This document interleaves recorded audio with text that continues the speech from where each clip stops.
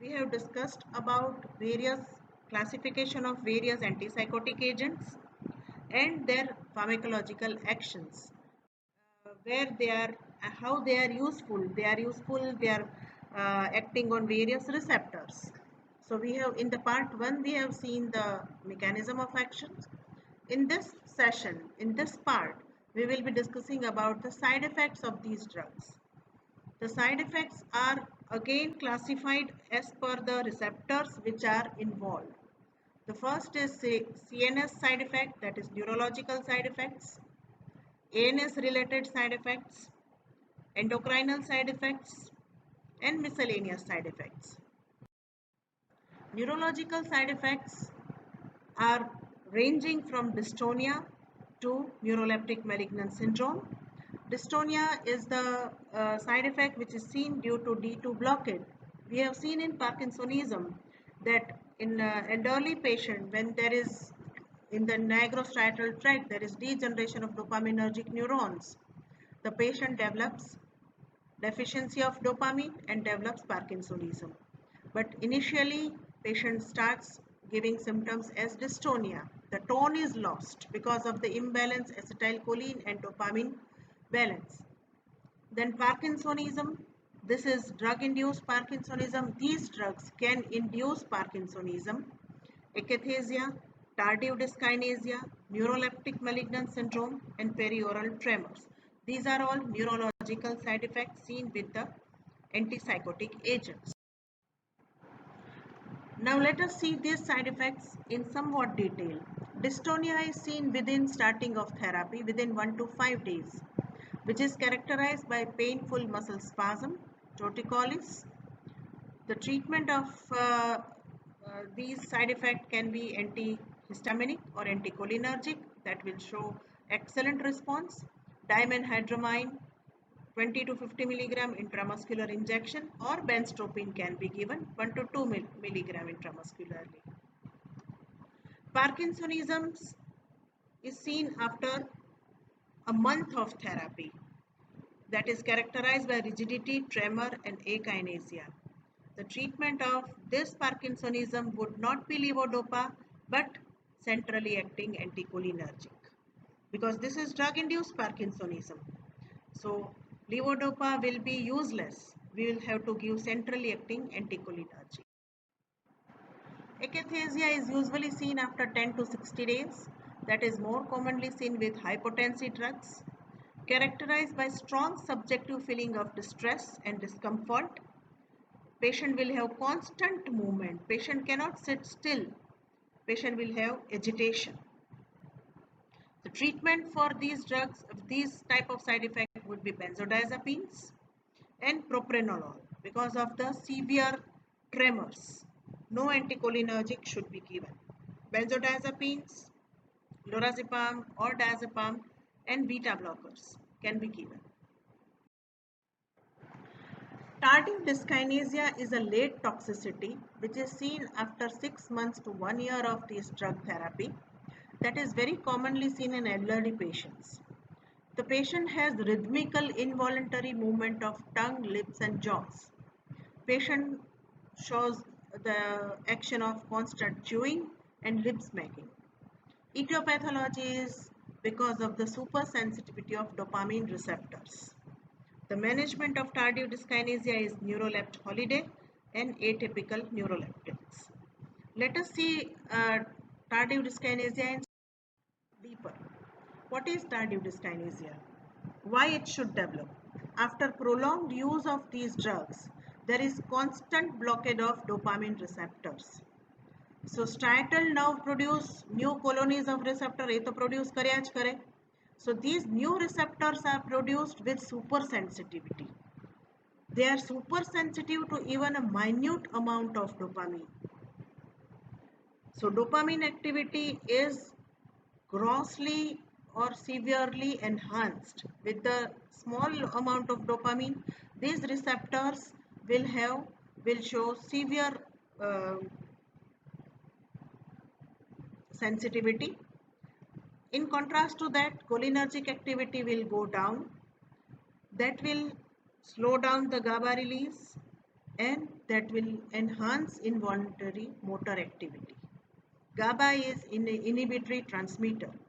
GABA release is blocked, so involuntary motor activity will be enhanced. This is the etiology. The management of tardive dyskinesia, we have seen that there is imbalance of dopamine and acetylcholine. Because of supersensitivity of dopamine receptors, this acetylcholine balance will be imbalanced. So what is there? Dopamine activity is enhanced. So can we give dopamine blockers? No. Dopamine blockers, we cannot suppress dopamine activity. It is not helpful. એ તો tit for tat જેવું થાય. That is not helpful. Then can we replenish acetylcholine? Can we give cholinergic activity? I mean cholinergic activity is suppressed. So choline આપણે supply કરીએ. Give 20 milligram of choline and lecithin. Short term benefit may be seen. થોડોક time સારું લાગશે. પણ main શું છે કે GABA release અટકી ગયું છે. તો શું કરવાનું? Withdraw all the drugs. Send patient for neuroleptic holidays. 15 દિવસ બધી જ એન્ટીસાયકોટિક બંધ કરી દો. બધી એન્ટીસાયકોટિક મીન્સ જે એને હાઈપોટેન્સી ફર્સ્ટ જનરેશન ડ્રગ આપીએ છીએ એ બધી બંધ કરી દેવાની. સબસ્ટિટ્યુટ વિથ એટિપિકલ ડ્રગ્સ, એરિપિપ્રાઝોલ કે ક્લોઝાપિન આપવાની. એ ડોપામિન ઉપર એક્ટ નથી કરતી એટલા માટે. પ્લસ ડાયઝેપામ 40 મિલીગ્રામ પર ડે એ આપવાનું. આપણે ડાયઝેપામ આપી દેવાનું. એનાથી એને મસલ સ્પાઝમ પણ ઓછું થઈ જશે અને પેશન્ટને જે કન્ટિન્યુઅસ લિપ્સ મેકિંગ અને ચ્યુઇંગ એક્ટિવિટી છે બંધ થઈ જશે. સો ટ્રીટમેન્ટ ઇઝ ન્યુરોલેપ્ટ હોલિડેઝ. ન્યુરોલેપ્ટ હોલિડે એટલે બધી જ આપણે ટિપિકલ્સ એન્ટીસાયકોટિક બંધ કરી દેવાની. તો હવે આપણે સાયકેટ્રિક ડિસઓર્ડરના પેશન્ટને સાવ બંધ તો ન કરી શકીએ. તો substitute these drugs with atypical agents, either aripiprazole or clozapine and diazepam 40 milligram per day. This is the treatment or management for tardive dyskinesia. Then neuroleptic malignant syndrome. This is the form of severe Parkinsonism. Patient will have autonomic instability, fever, blood pressure is labile, and if we look for the signs, there will be myoglobinemia.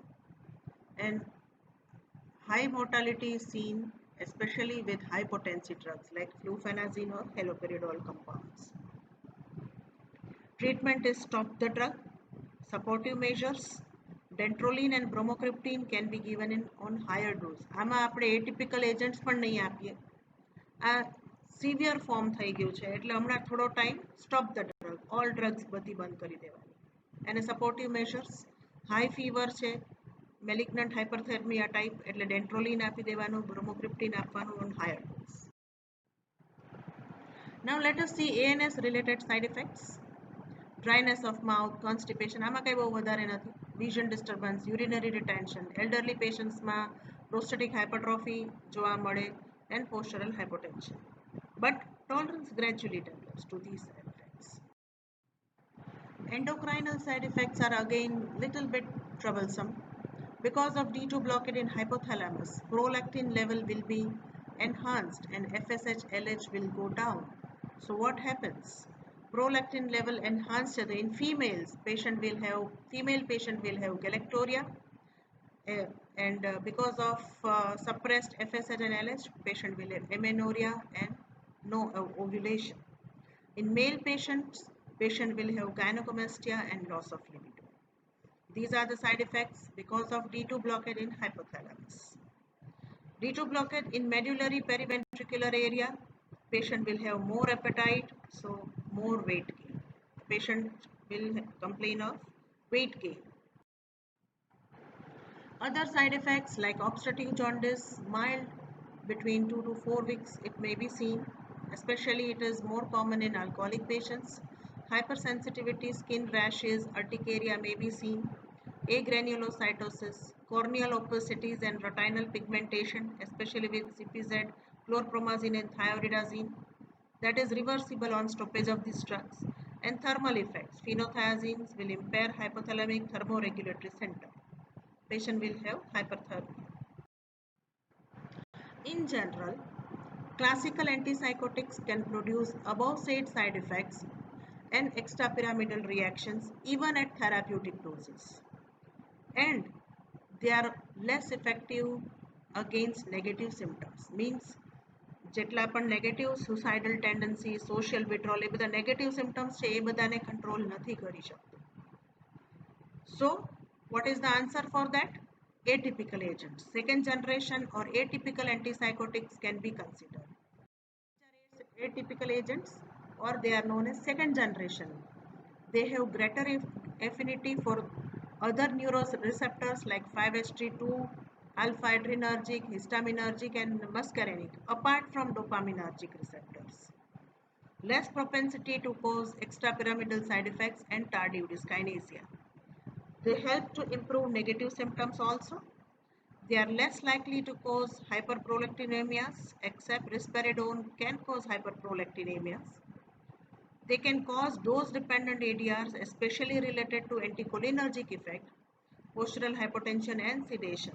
That means dose dependent. If we decrease the dose, the side effect will also be decreased.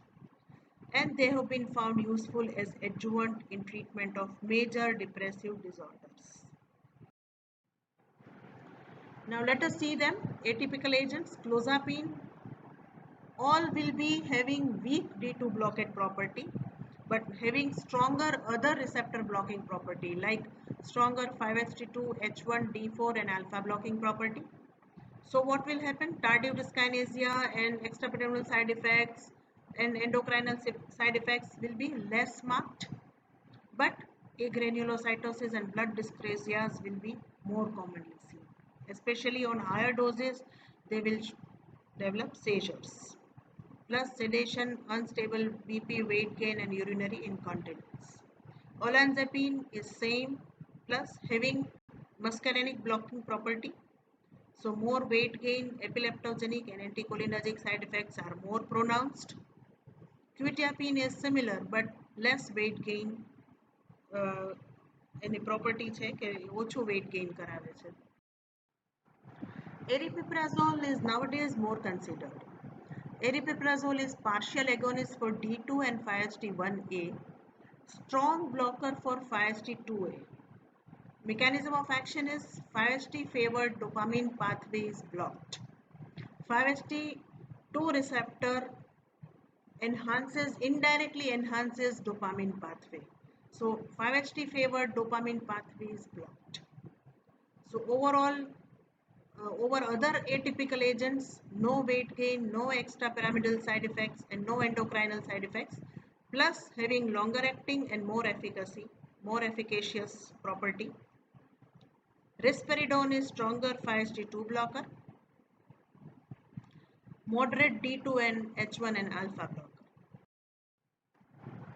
Now let us consider about interactions of all antipsychotics, maybe first generation or second generation.